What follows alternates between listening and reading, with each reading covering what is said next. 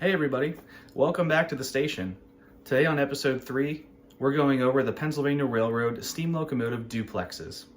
And these engines include the Q2, which is a 4-4-6-4 wheel arrangement, the S1, which is a 6-4-4-6 wheel arrangement, and then the T1, which is a 4-4-4-4 wheel arrangement. The Q2 hauled freight, and the S1 and T1 hauled passenger cars. So without further ado, let's go take a look at these engines and their life and history on the railroad.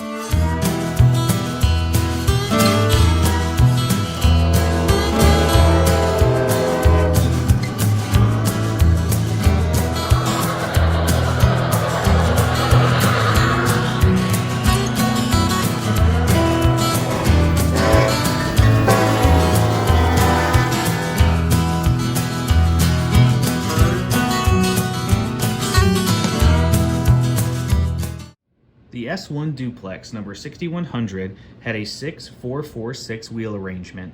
It was designed by industrial engineer Raymond Loewy, and this engine could reach a top speed of 125 miles per hour.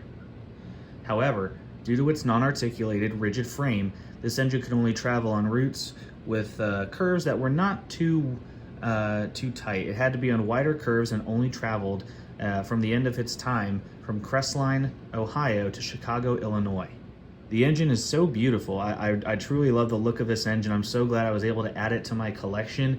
It's so hard to find them nowadays just because Lionel just released the newest one, and let me tell you, that engine is beautiful in itself. Unfortunately, I don't have any Lionel engines. But nonetheless, I still have the premier version of this steam locomotive. I measured it, and this engine is 35.5 inches long. It is the longest and largest steam engine in my collection, and it is a beast. It smokes like a champ, it runs great, its sounds are awesome, and I really just, love the look of this engine. Even though it didn't have the best lifetime on the Pennsylvania Railroad, it will definitely have a great lifetime here on my model railroad. Now again, the S1 duplex is the largest steam locomotive in my collection, and I'm going to show you exactly why. The rest of the duplex locomotives are nowhere near the length of them. I have them matched at tender point moving forward. S1 has the largest tender. The T1 and the Q2 are very similar in their length. I think the Q2 just beats the T1 maybe by a knuckle. Hard to see from that angle. So this engine has incredible length to it. I have to have it run on 072 minimum curves, and that's the same for the T1 and the Q2.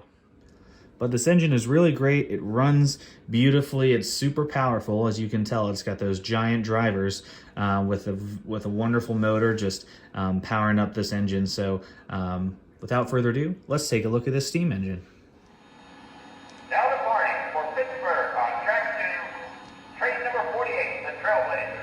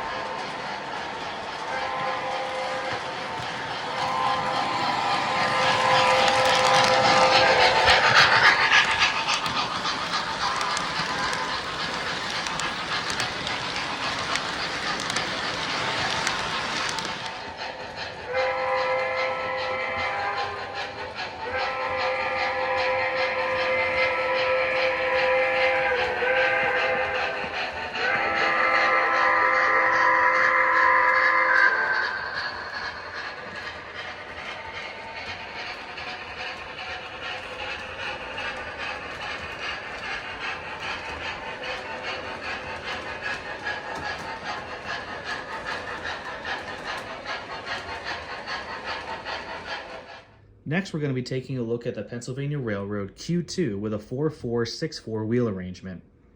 These steam engines were the second of its class after the Q1. And those steam locomotives, they did not perform very well. They were a 4-6-4-4 wheel arrangement where the backs of drivers were facing the opposite direction. The Q2s were first produced in 1944 and 26 were made.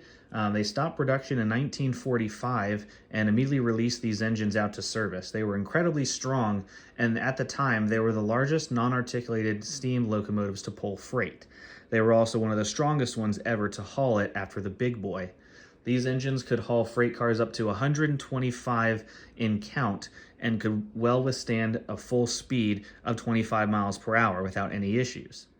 Now this engine I did buy. I did not do any of the weathering myself, but I did buy it pre-weathered from a previous owner. It has a beautiful weathering job done on it and just adds more to the realism of what this engine used to look like back in the day. It wasn't shiny and perfect like every engine that comes out of the box. It had a lot of dirt and grime on it, and I really just love the look of this engine.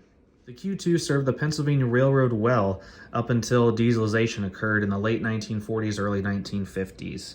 It was just better maintenance costs and more fuel efficiency and just greater power. So these engines, unfortunately, were all scrapped, none were saved. And it's honestly a shame just because this is such a unique engine. It's honestly one of my favorite duplex locomotives. But I'm just thankful that I have the model version of it. So let's go take a look at it running.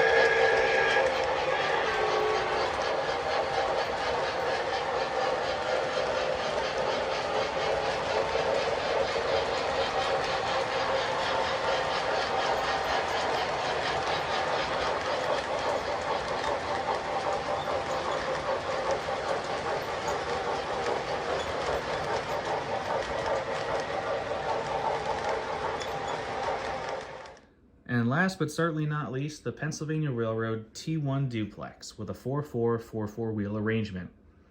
These engines were designed with the intention to be the improved version of the S1 duplex, with less wheels on the front and rear trucks. Instead of a 6-4-4-6, it was a 4-4-4-4, and that made it have a shorter boiler as well as a shorter tender. These engines were as powerful as two K4s at the time and could travel faster and with greater power. Unfortunately, the T1 still suffered the same fate as the S1, with a lot of wheel slip being caused by the poppet valve gear. Now, despite the violent wheel slipping, the T1s could actually perform very well. They did achieve their top speeds, they got trains arriving on time, but just with diesels coming in, it was a last dash for steam to be the industrial leader in transportation for railroads, but diesels were inevitable.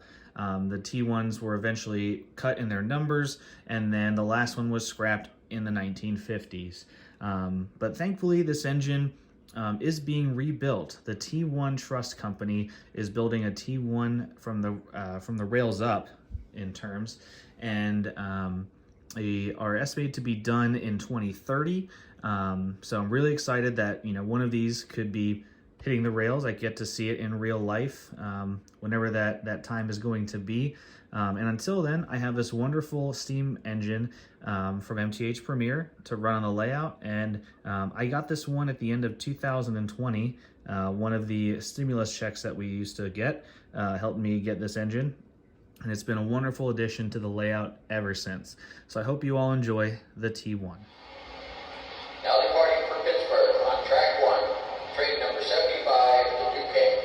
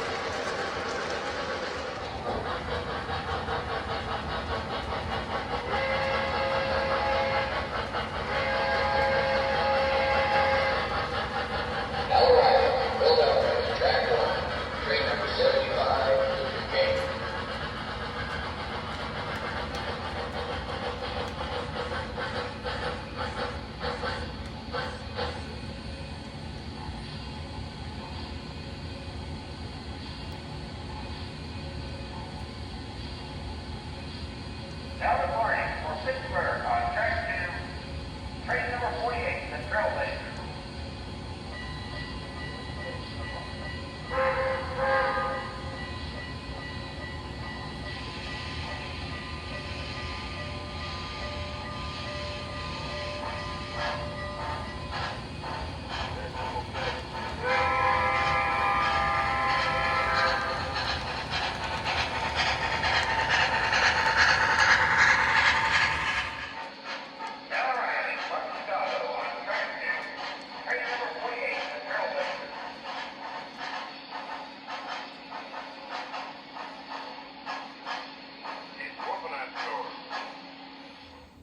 All right, folks, there you have it.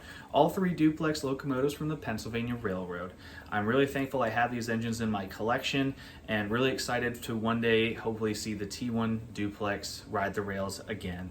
I will be changing eras on the layout. As you can see, I'm currently in the steam era with steam rolling stock and passenger cars, but that's going to change to modern era diesels with Norfolk Southern for freight trains and then Amtrak for passenger. So when I constructed the layout, it was just I just wanted to see steam run first, just to kind of let that start it off. And steam is honestly one of the best eras you can run. Nothing better than just seeing a steam locomotive run.